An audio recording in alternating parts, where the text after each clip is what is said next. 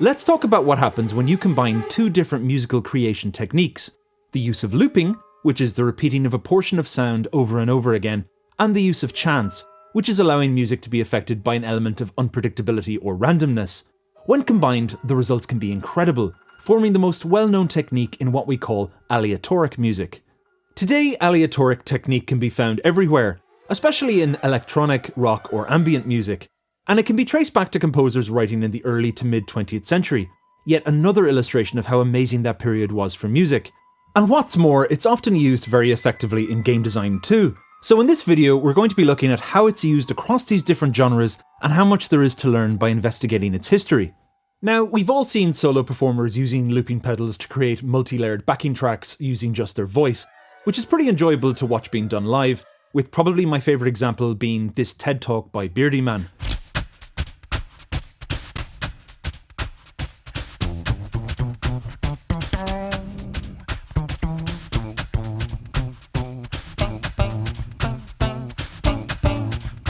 Or there are those who play live sets using multiple pieces of linked up hardware where the looping is a little bit more malleable, like this work by the YouTuber Michael FORREST.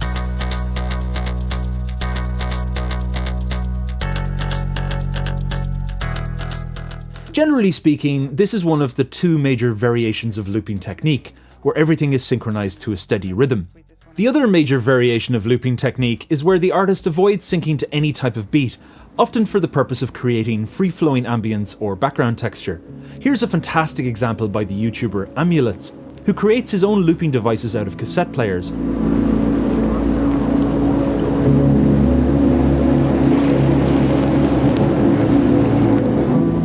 And with each looping device running at different lengths, new combinations of sound will just keep developing over time. I highly recommend checking out both AMULETS and Michael FORREST's channels, and I've put relevant links below in the description. We'll come back to the idea of using looping for textural purposes in just a second.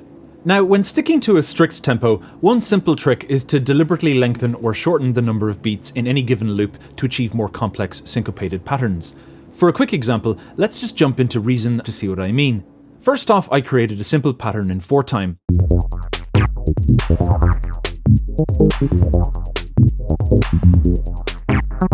Now let's add a pattern that loops every 3 beats, and we'll first play it slowly so you can hear the rhythmic offsets that are being created.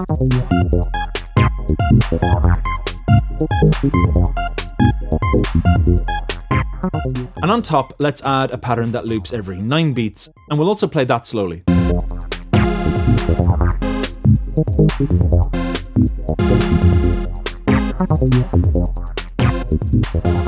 Now if we quadruple the speed of both these patterns, we can hear how nicely they bounce off each other.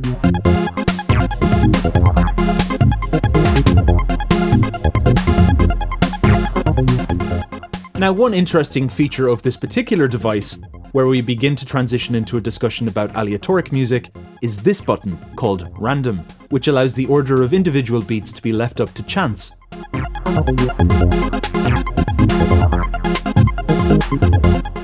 And this simple combination of controlled chance and looping can be traced back to two composers during the mid-20th century, Alan Hovhannes and Witold Lutosławski, who independently of each other came up with a nearly identical system.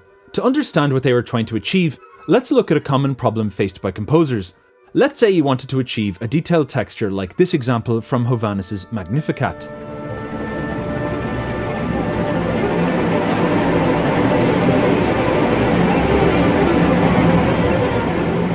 Or this one from Lutosławski's Piano Concerto.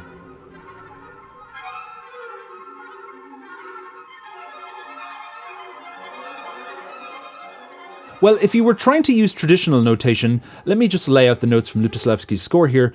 You'd first want to avoid having all the notes synced up like this. That just obviously doesn't sound right at all. So to get close to what Lutosławski achieved, you'd need to create all kinds of complicated offbeat patterns and tuplets. But, as any composer who's put something like this in front of an orchestra knows, performers and conductors hate this kind of thing. It's ludicrously hard for the musicians to time it properly, and the conductor won't be able to micromanage this level of rhythmic complexity either.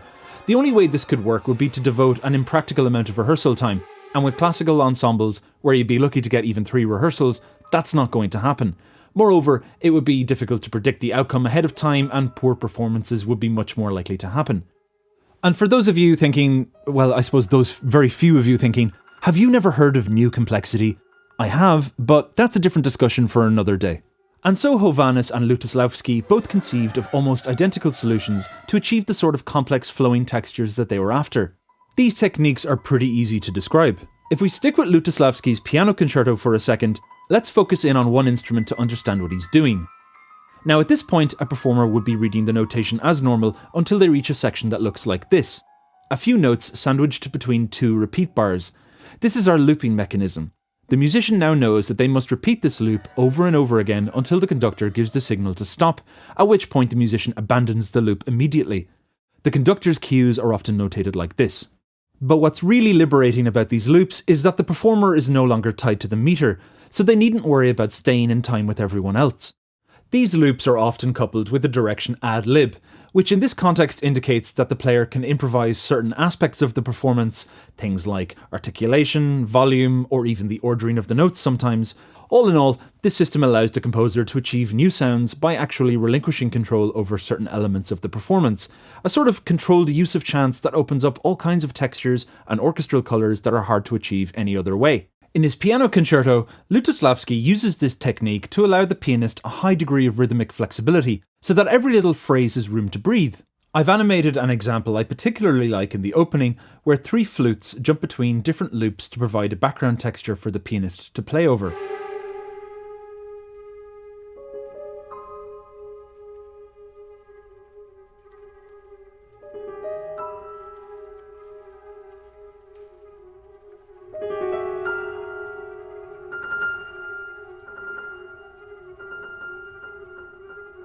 And what's interesting here is how all 4 musicians are able to work together despite being rhythmically independent from each other. I've used this technique in my own music too. In this example, I'm giving 3 string players rhythmically independent looping patterns, which allows a guitar player time to play a solo as he sees fit.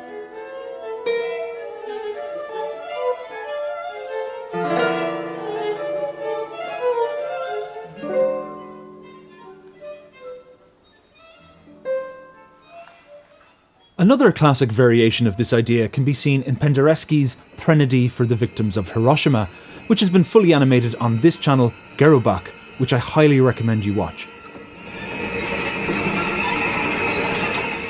Each of these strange symbols represents a different unconventional way that a player can strike their instrument, which, along with loosely coordinated looping, creates a sense of pure mayhem. Today, composers are still modifying this technique to suit their own style. Take the composer GREGOR Forbes, who studied with me at the Royal Conservatoire of Scotland. His aleatoric techniques are sometimes quite open-ended, allowing performers to take control over larger things like length and overall structure. Take as an example his piece Colour Fields, written for 3 players, clarinet, violin and piano, where each player is given only 3 very short fragments of music to choose from. Here you can see the 3 options available to the clarinetist. Now, not only can the players choose which fragment they want to play at any given moment, they also don't need to play the notation from left to right.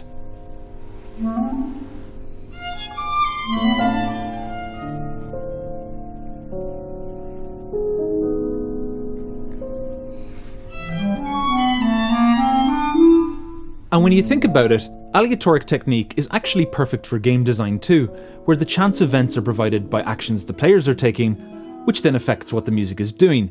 Take the game Flower for example. In the opening, the background music loops around the key of D. It's quite simple to begin with, until the player begins to interact with the scene, which triggers chords and musical flourishes that are harmonically consonant with that key. Notice also that the lack of a strict rhythm is helping these moments blend together nicely. Here's that same technique again, used in the game Flow.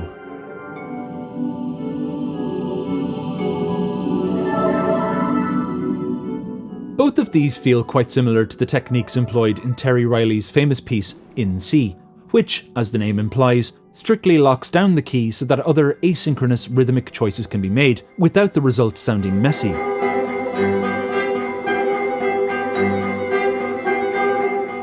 And then there are games that want strong driving beats in their music. The most common aleatoric technique that they use is to first create a library of multiple synchronized loops, and we'll look at the game Lumines for an example of this.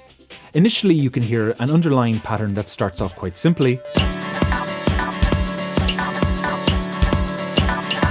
Then, as the level gets harder, to ramp up the feeling of progression, additional layers of percussion and harmony are triggered by the actions the player takes.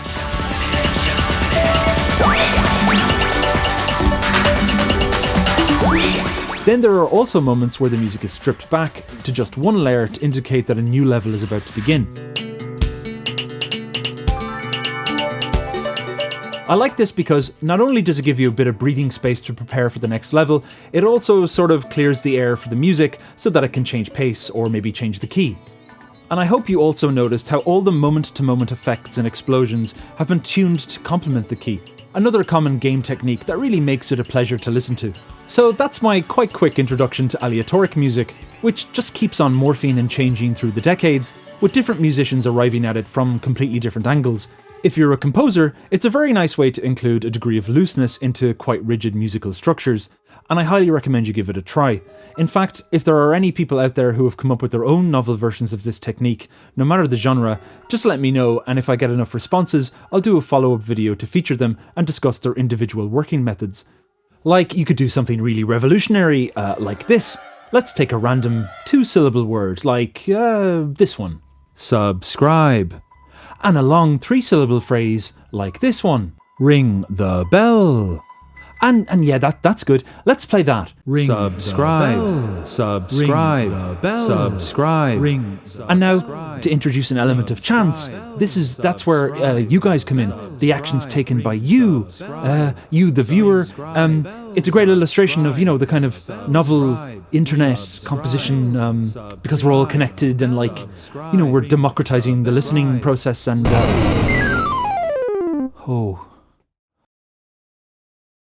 Oh well. That's the bar, guys. See if you can top that. If you like my diatribe, subscribe!